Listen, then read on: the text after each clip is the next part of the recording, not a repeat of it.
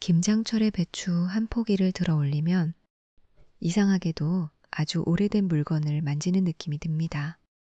마치 삼국시대 사람도 고려 사람도 조선 사람도 지금과 똑같이 속이 꽉 찬 배추를 절여 김치를 담갔을 것 같죠. 그런데 여기 작은 반전이 있습니다. 우리가 오늘 김치의 주인공으로 떠올리는 그 배추.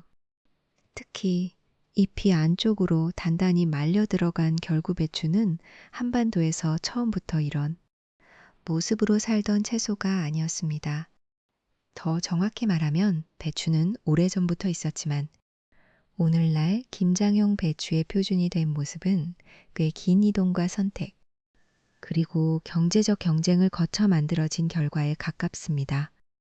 먼저 용어를 조금만 정리해 보겠습니다.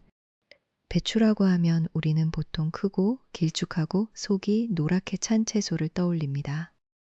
영어권에서는 이것을 나파 캐비지라고 부르기도 합니다. 여기서 나파는 미국의 나파밸리와 관련이 있는 말처럼 들리지만 실제로는 그런 뜻이 아닙니다. 중요한 건 이 배추가 넓은 의미의 배추류 가운데 하나라는 점입니다. 배추류는 순무, 청경채 같은 작물과 친척 관계에 있는 넓은 식물군입니다. 그러니까 배추의 원산지를 묻는 질문은 사실 두 갈래로 나뉩니다. 배추류 전체는 어디서 왔는가?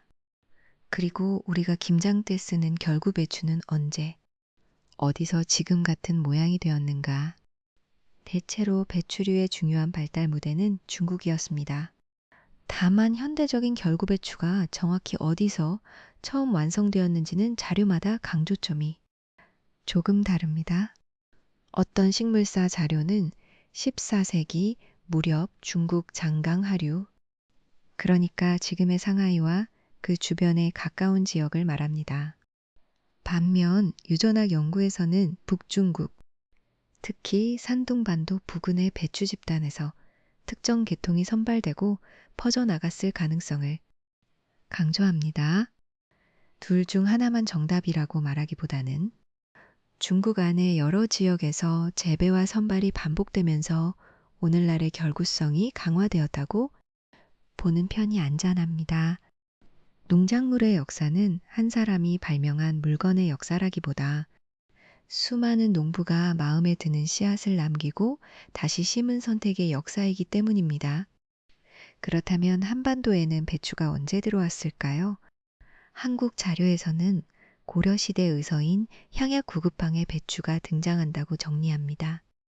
13세기 무렵입니다. 이 말만 들으면 역시 배추김치는 고려시대부터 있었구나 하고 생각하기 쉽습니다. 다음 문장입니다. 하지만 여기서 조심해야 합니다.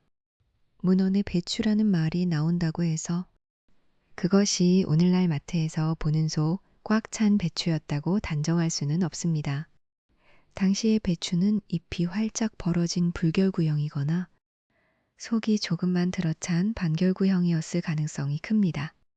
말하자면 배추는 있었지만 우리가 아는 김장용 배추와는 생김새도, 쓰임새도 꽤 달랐을 수 있습니다.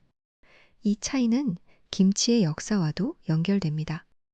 오늘날 김치하면 빨간 배추김치가 가장 먼저 떠오릅니다. 하지만 고려와 조선 전기의 김치 재료를 보면 무, 순무, 오이 같은 채소의 존재감이 컸습니다. 고춧가루가 들어간 빨간 김치 자체도 조선 후기 이후의 모습입니다. 그러니 한국 김치의 본질은 언제나 배추김치였다고 말하면 조금 지나친 이야기입니다.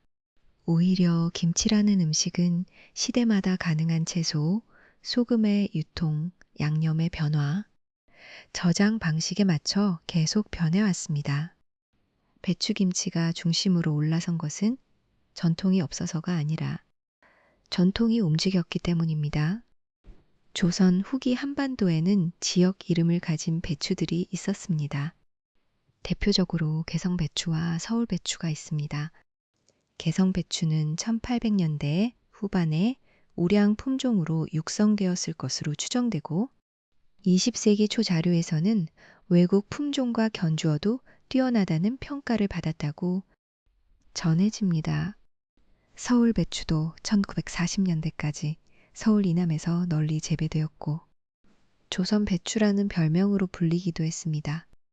이 배추들은 오늘날 결구배추처럼 속이 완전히 단단히 차는 유형이라기보다는 잎이 어느 정도 모이는 반결구형에 가까웠습니다. 다시 말해 한반도에도 자기만의 배추 품종 문화가 있었습니다. 다만 그 문화가 지금의 표준 배추와 같은 것은 아니었습니다. 큰 변화는 19세기 말 이후에 찾아옵니다. 1882년 이모군란 뒤 조선에 거주하는 중국인들이 늘었고 이 과정에서 중국계 결구 배추 종자가 들어온 것으로 설명됩니다. 사람들은 이 배추를 호배추라고 불렀습니다.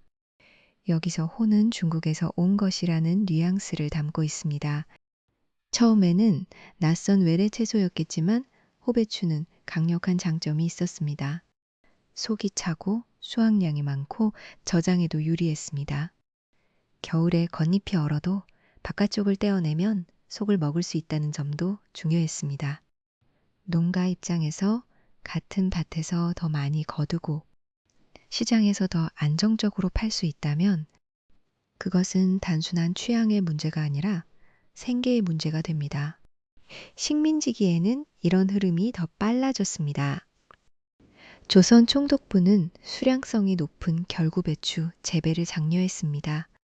1920년대 가격 자료를 보면 재래종보다 호배추가 더 싸게 유통되었다는 설명도 있습니다. 다음 문장입니다. 싸다는 말은 소비자에게는 접근성이 좋다는 뜻이고 농업 전체로 보면 대량 생산 체계가 만들어지고 있다는 뜻입니다. 물론 이것을 단순히 외래 품종이 전통을 밀어냈다고만 보면 이야기가 너무 납작해집니다. 실제로는 재래배추, 중국계 결구배추, 지역의 재배 환경, 시장 가격, 저장 기술, 김장 문화가 서로 얽히면서 선택이 일어났습니다. 음식 문화는 감정으로만 바뀌지 않습니다. 밭의 수확량과 장터의 가격표가 식탁을 바꾸기도 합니다. 20세기 중후반에는 육종 기술이 결정적인 역할을 합니다. 1950년대 말부터 1970년대 초 사이 개량된 결구배추가 재래종을 빠르게 대체했습니다. 1960년대 초에는 조기에 결구하는 품종이 들어오면서 봄 재배도 가능해졌습니다. 예전에는 배추가 주로 가을과 겨울의 채소였다면 이제는 계절을 넓혀 생산할 수 있게 된 겁니다. 이렇게 되면 시장은 더 빠르게 바뀝니다. 농부는 안정적으로 팔 수 있는 품종을 심고 소비자는 크고 균일한 배추에 익숙해지고 김치 담그는 방식도 그 배추에 맞춰 바뀝니다. 배추가 커지고 속이 차면서 통째로 절이고 잎 사이에 김치소를 넣는 방식도 현대적인 형태로 굳어졌습니다. 이쯤에서 다시 처음 질문으로 돌아가 보겠습니다. 배추는 원래부터 한국 김치의 절대 주인공이었을까요? 답은 아니지만 그래서 더 흥미롭다입니다. 배추는 한반도에 오래전부터 있었지만 오늘날 우리가 아는 결구배추가 김장의 표준이 된 과정은 비교적 근대적인 사건입니다.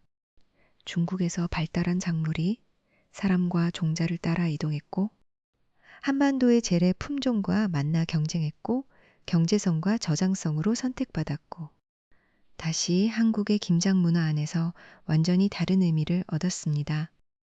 외래 작물이 들어왔다고 해서 문화가 약해진 것이 아닙니다. 오히려 한국 음식 문화는 그 작물을 자기 방식으로 길들이고 절이고 양념하고 겨울을 나는 지혜로 바꾸었습니다. 오늘날에도 배추는 단순한 채소가 아닙니다. 통계청의 2023년 자료를 보면 가을 배추 생산량은 124만 톤을 넘었습니다. 배추 가격이 오르면 뉴스가 되고 김장철이 되면 가정의 예산과 농가의 소득이 함께 흔들립니다. 우리는 배추를 너무 익숙하게 먹어서 오히려 그 이동의 역사를 잇습니다. 하지만 배추 한 포기 안에는 중국의 농경지, 고려와 조선의 재래채소, 개성 배추와 서울 배추의 지역 이름, 근대 시장의 가격 경쟁, 그리고 현대 육종 기술이 모두 겹쳐 있습니다. 결론은 이렇게 말할 수 있습니다. 배추김치는 오래된 고정된 전통이 아니라 이동해온 채소를 한반도의 겨울이 자기 것으로 만든 역사입니다.